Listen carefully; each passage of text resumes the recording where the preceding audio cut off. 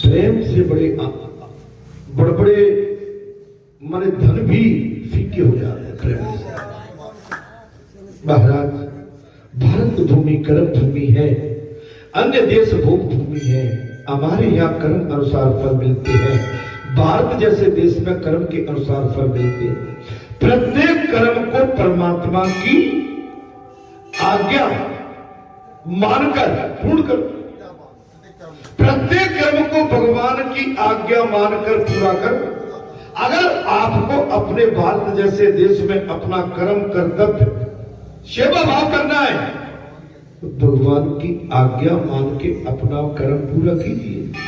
अगर भगवान को आपने कर्म करते समय भगवान को आपने साथ ले लिया तो हमारा वो कर्म महाराज सराहनीय होगा,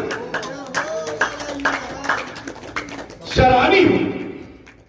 भक्ति और कर्म में वैसे तो कोई अंतर नहीं है महाराज, भक्ति एवं कर्म में कोई अंतर नहीं है महाराज, एक ही बात है। प्रभु को प्रसन्न करने के लिए किया गया कर्म ही भक्ति है, भगवान के लिए। हम मजदूरी करें, खेती कल्याण करें, अनाज पैदा करें, मार्केट में ले जाए, लेकिन भगवान। अच्छा जी बता, सही सही बताना, आप लोग कुछ धान बेच के आगे कचू बेच गई, भगवान के लिए क्या निकालना? ये हो चावल, आप देखो यही साहब है, ये बुरा मत मान, मैं आपसे नहीं कह रहा, मैं तो पूरे यहाँ के क्षेत्रवासियों से अनुरोध कर रहा हूं। आपने बहुत बढ़िया काम करके अभी अच्छा कर दिया, इकट्ठा ही कर दिया, लेकिन आप पे अभी धान आई। अरे भाई, ऐसी क्या आपत्ति विपत्ति पड़ गई कि 4 दाने धान के भगवान को न दे सके? ये हो, अरे इतने तो तुम्हारे छुआ हुआ खेत कल्याण में तुम्हारे वैसे ही जहां तुम तुलवाने गए होगे, उन्होंने भी 2-4 बोरी का टाका मार के तुम्हारी रेड मारी दी होगी।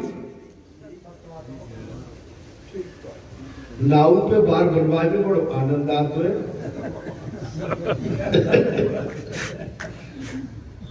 गोट मोट करा के चले आपके, और घर को नाव बैठे तो बात नहीं बनवा तो यार, जहां तो धोबी नाव की सबकी बात होती है। ओ मेरे बाबा, अब देख लो भगवान याद दिला रहे कि नहीं दिला रहे? अरे नाइंसाफी है कि नहीं? अरे 2-4-5 किलो धान अगर दे जाते यहाँ तो भले तुम 1 किलो दे जाते, कह दो भाई हमने दी है। अब देखो हमारी दादी जो है 2 किलो दाल लाई है, मूंग की दाल, मंगोड़ाई का। अब मैं माताओं से कह रहा हूं, मकर संक्रांति आ रही, तुम चावल लाते हो, गेहूं लाते हो, अरे अब तो मंगोड़ा को सीजन आ रहा भैया,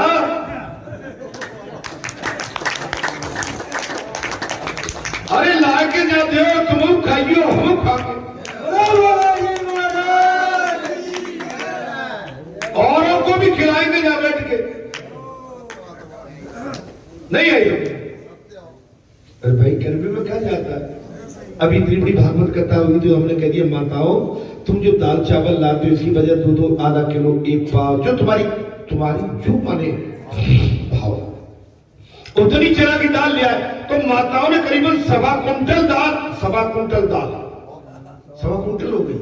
कितनी हो गई? 2-2, 250-250 ग्राम, आधा किलो से 1-1.5 कुंटल दाल। क्या है?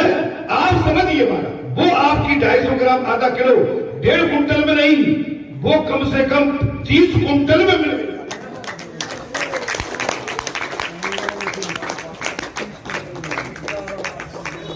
माता हम तो कोई बुरी बात तो नहीं कहते, हम तो आपको केवल जीने की कला बताना चाहते हैं। वैसे हम खुद ही नहीं जानते तो तुमको क्या समझाएंगे हम? है वो आपने एक वो देखी थी मूवी, अंग्रेजों के जमाने के जेलर अंग्रेजों के जमाने के जेलर बोले जेल में सुरंग, जेल में सुरंग, और जेलर से कहा जेल में सुरंग। जेलर बोला कि बोले हमारी जेल में सुरंग। अब बताइए, अपने संसार रूपी जेल में सुरंग मत छोड़ो, अपने को थोड़ा सा सावधान रहना है। ये संसार भी एक जेल है, जो खुली जेल है, जिस खुली जेल। आप खुली जेल में आपको कैसे रहना, बंद जेल में चलेगा बड़ी मुश्किल हो जाएगा। खुली जेल में रहते हुए भी अपने आचरणों को, एक गांठ में माता बहन बेटी भाई बंधु सगे संबंधी सब बैठे, लेकिन एक गांठ पे महाराज गाय और शेर पानी पी जाए वो तपस्या।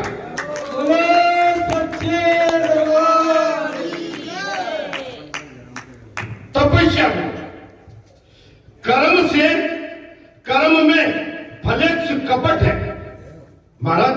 यदि आपके कर्म में फलेच्छ कपट है, फल इच्छा के बिना किया हुआ कर्म ही भक्ति, वो भक्ति। आपने कर्म तो किया लेकिन कपट है उसमें, वो फलेगा नहीं। कर्म तो किया, बालाजी पे तो आए, दर्शन को आए, लेकिन कुछ मन में थोड़ी सी कहीं ना कहीं क्या कहते हैं महाराज, छल है, कपट है, ऐसा मान लो तो फिर भक्ति आपकी हमारी किसी भगवान को लग ही नहीं सकती। भगवान के लिए तो हैंडअप, अपने पूरे शरीर को ढीला करके भगवान को समर्पित करना। पूरे शरीर को ढीला करो। आपकी कोई शरीर की नस चली जाए तो कोई नस लेने वाला कहता है शरीर को ढीला छोड़ो, यही कहता है। डॉक्टर इंजेक्शन लगाता है, कहीं बाजू दाएं बाएं में कहता है शरीर को करना नहीं, ढीला। ढीला शरीर को छोड़ेंगे तो फिर वो सुई दर्द नहीं करेगी और आपकी मांसपेशियों में, शरीर में वो आराम से प्रवेश करेगा। और आप हार्ड करोगे तो आपका पूरा शरीर हार्ड हो जाएगा। आपको सुई भी डालोगे तो बड़ी मुश्किल में उस अंदर जाएगा। भगवान के लिए आप शरीर, अगर भगवान को लेना है अपने अंदर बैठे वैसे तो शरीर ढीला छोड़ दो। जो कोई प्रत्येक कर्म ईश्वर के लिए करता है, देखो महाराज अब आ गया, जो मनुष्य प्रत्येक कर्म ईश्वर के हेतु करता है उसके में सारे काम भगवान की भक्ति बन जाते हैं। उस मनुष्य के सारे काम भक्ति में है। खेत खलियान, दुकान मकान, सेवा पूजा, मतलब कहीं भी मजदूरी, नौकरी चाकरी, भगवान को साक्षी मान के और भगवान को समर्पित मान के करोगे तो वो ही आपके भक्ति बन जाए। कर्म करते समय भगवान के लिए ही करने की महाराज निष्ठा करनी चाहिए। कर्म करते समय जो भी कर्म कर रहे हैं भगवान के लिए, अपने लिए नहीं, अपने लिए नहीं। और हम बड़ी चूक कर रहे हैं कि जो भी कर्म करते हैं हम कहते हैं मकान बना हमारा, कुछ अच्छी वस्तु लाई तो हमारी, ठीक है, आपका उससे टेम्परेरी नाता है, आपका हमारा उस वस्तु से स्थायी नाता नहीं है। अभी हमारे मन में एक चीज लगी रहती है, आपके नहीं लगती होगी, वृद्ध अवस्था आ रही है, हम बहुत कबाड़ा छोड़ा। जब हम नए बच्चे, लड़के बच्चे थे, कमाने खाने लायक हुए, हमको उस समय ज्ञान का बोध नहीं था। हम संसार में ऐसे समझने लगे थे कि हम तो अमर होके आए। हमने कभी ये नहीं पीछे मुड़ के देखते थे कि एक दिन हमको इस संसार को छोड़कर जाना। सब कुछ कमाया, सब कुछ इकट्ठा किया, लेकिन आज वो समय आ गया जैसे हमारे पुरखा और पुरखों के भी पुरखा, महाराज महापुरुषों के भी महापुरुष इस राष्ट्र को छोड़ के चले गए। एक दिन हमको भी ये सब छोड़ के चला जाना है। अब हमारे पास करने के लिए केवल सन्मार्ग, भक्ति मार्ग और कीर्तन और धर्म कर्म और एक अच्छा मार्ग अपनाने की अगर हमारे अंदर भाव वृद्धि आती है तो वो हमारे लिए बहुत आगे आने वाले हमारे जीवन में सहायक बन के हमारा कल्याण करेगा। कर्म करते समय भगवान को बहुत कुछ हमने जोड़ लिया, अब जोड़ने का टाइम नहीं है। आप एक जगह स्थायी हो जाए। आज के वृद्ध, बुरा मत मानना, आजकल के वृद्ध, हम भी वृद्ध में हमारी आकांक्षाएं ज्यादा बढ़ जाती, हमारी इच्छाएं बहुत बढ़ रही है। हमको संसार से दूर रहना पड़ेगा। अगर संसार में लिप्त हो गए, खेत में खलिहान में जा में वहां मिल जाने के बाद क्या होगा भाई? ये संसार जब से रचा है, कितने आए और कितने चले गए और कितने जाएंगे, लेकिन संसार तो वही की वही है ना। भारत कर्म करते समय ईश्वर में संलग्न रहोगे तो प्रत्येक क्रिया भक्ति बन जाएगी। कर्म करते समय भगवान को अपने पास रखोगे तो आपका जो भी किया हुआ कर्म और क्रिया वो आपकी भक्ति बनेगी, वो आपकी भक्ति। लेकिन भगवान से हम दूर हो जाते जब हमारे आपके अंदर 2 उंगल का फासला है। भगवान में हमें कितना फैसला है, लेकिन 2 अंगुल के फैसले को हम तय नहीं कर पाते। अब बात आ जाए कोई संसार की, हम 100 मील चले जाते हैं दौड़े दौड़े। जिनके लिए तुम रोते गाते हो, तड़प रहे हो ना, उनके साथ तुम्हारी हमारी कोई वैल्यू नहीं है। आप अपनी कीमत का हमारा वहां जाने से, शादी में ब्याह में जाना चाहिए और जाना पड़ेगा। हम संसार में व्यवहारिकता में आएगा तो ये सारे कर्म करना पड़ेंगे, लेकिन तुम्हारी हमारी वहां कुछ आ गए।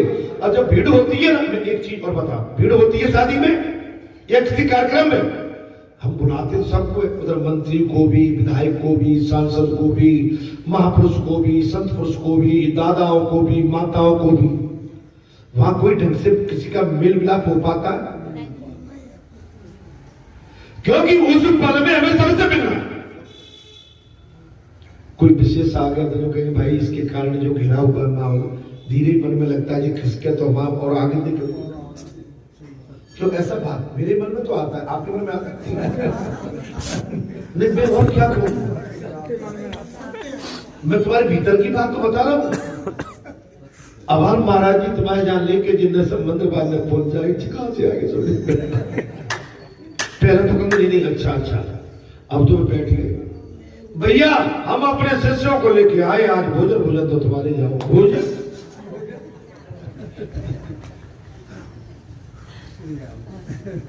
और बालाजी के जहां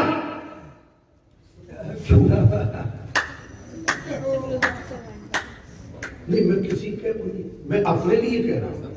और मेरे जहां आप आ जाओ तो भैया मैं तो कहां से कर्म होता। अब क्या करें, दूध तो 1 किलो ही है, ये तो चाय का जो नहीं है। बड़ी परेशानी। हम करना तो बहुत कुछ चाहते हैं, लेकिन भले ही छोटा करें, लेकिन भगवान के लिए करें, प्रेम से करें। आप जो भी करते हो किसी का निरादर न हो जाए। आपके घर में कोई आ गया, आपके द्वारे पे कोई आ गया, तो उससे अनायास किसी भी तरह का द्वेष न कर बैठना, क्योंकि पता नहीं वो ईश्वर का स्वरूप बन के खुद ही तुम्हारे दरवाजे पे आके खड़ा हो गया हो। महाराज खड़ा हो। पाप करते समय मनुष्य भूल जाता है। पाप करते समय का ये आगे देखिए कथा, पाप करते समय मनुष्य ईश्वर को भूल जाता। हम में से एक पापी थोड़ा कोई ज्यादा है कि नहीं। आज बढ़िए, पाप करते समय मनुष्य ईश्वर को भूल जाता है। ईश्वर सर्वव्यापी और सर्वत्र है। आपके हमारे पाप को ईश्वर देख रहा है। भले ही आप मनुष्य से बचने की कोशिश कर रहे हैं, लेकिन मैं वचन देता हूं कि आपका पाप एक दिन, जिन मनुष्यों से आप बचने की कोशिश कर रहे हैं, उन मनुष्यों के पास भी हमारा पाप आई जाए। भगवान तो सर्वव्यापी है, भगवान सर्वव्यापी है। कोठरी में, अंधेरे में, खेत में, खलिहान में, बाजार में, दुकान में, अंधियारे में, जहां भी तुमने हमने जो भी कुछ छोटी बड़ी गलतियां, क्षमा करना, भगवान को सब। अरे भगवान को तो क्या, मनुष्य को भी कुछ पता है तुम्हारे विषय में, लेकिन मनुष्य को कैसे कह चीज। महाराज, घर में जब धुआं अग्नि लगती है तो उसकी झड़प बाहर तक आ जाती है। हमारे पाप की भी झड़प, हम सोचते कि हमारा पाप किसी ने देखा नहीं है, लेकिन पाप की भी झड़प अग्नि की झड़प से दे दे।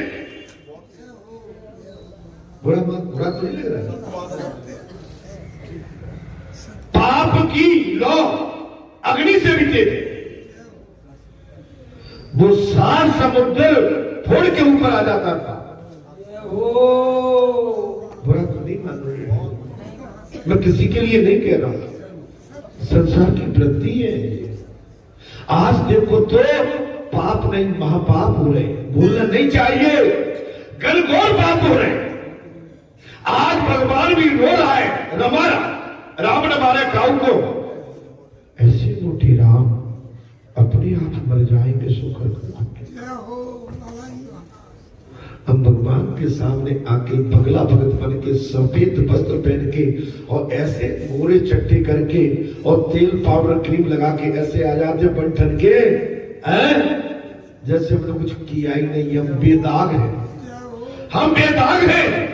लेकिन भगवान कहता कि सब दागदार हो। अरे बताओ तो सही, सब में दाग लगे, हर चीज पाप में लिप्त है। मैं पाप से मतलब कोई किसी की चरित्रहीनता नहीं, पाप तो कुभाव है, भाई के साथ, पड़ोसी के साथ बेईमानी, दाल में नमक, नमक में दाल, मिट्टी में नमक, कुछ भी तो, दूध में पानी, पानी में दूध, माने पाप पर पाप चल रहा है। पाप करते समय मनुष्य ईश्वर को भूल जाता है। ईश्वर सर्वव्यापी और सर्वज्ञ है, ऐसा मानोगे तो पाप कभी नहीं होगा। भगवान देख रहे हैं, फिर पाप भगवान देख रहे हैं। अगर भगवान की तो बात कभी कथा में जो बात समझाई गई है, इसी को सोच लोगे तो पाप।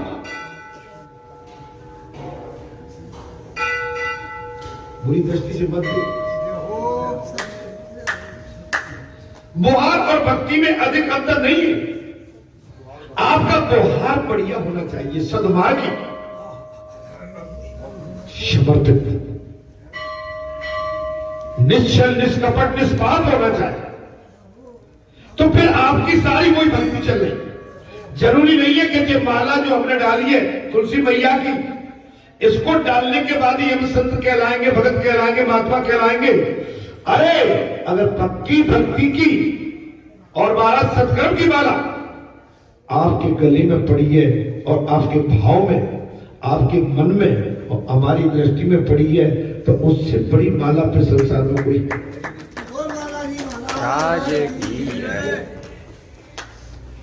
उससे बड़ी माला फिर नहीं हो। कथा को समझ में आ रही है कि नहीं आ रही है? ईश्वर को भावना रखकर किया गया व्यवहार भक्ति है।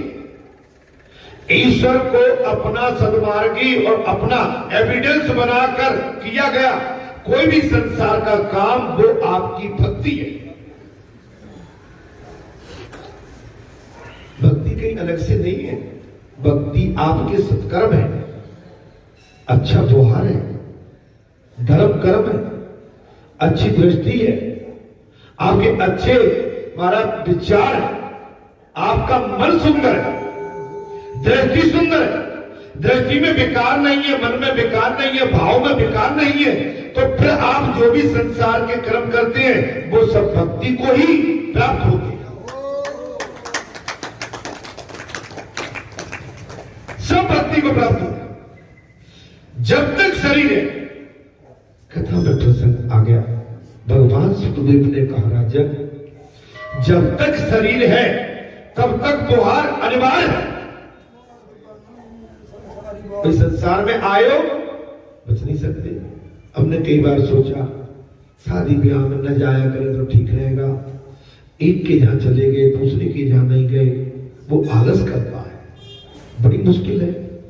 अब हम ऐसा तो नहीं मान सकते कि हर जगह हम पहुंच जाएं, नहीं पहुंच पाते, लेकिन जहां नहीं पहुंच पाए उसके मन में कहीं ना कहीं विचार तो आ गया, देखो महाराज वहां तक तो आए, हमारे जहां नहीं। मैंने तो कई बार आपसे ये राय भी लेना चाहिए, मैं तुमने पहले तो मैं जी करता हूं कि जिस घर में मैंने जन्म लिया है मैं वहीं से सारी शादियों का रिश्ता तोड़े देता हूं। मैं उनमें नहीं जाऊंगा तो फिर कोई कहने का मेरे पास कोई प्रस्ताव हो, लेकिन आप नहीं मानते हो कि नहीं नहीं घर में भी जाना पड़ेगा, कोई विशेष बात आ गई तो आपको पहुंचना पड़ेगा। करें क्या करें?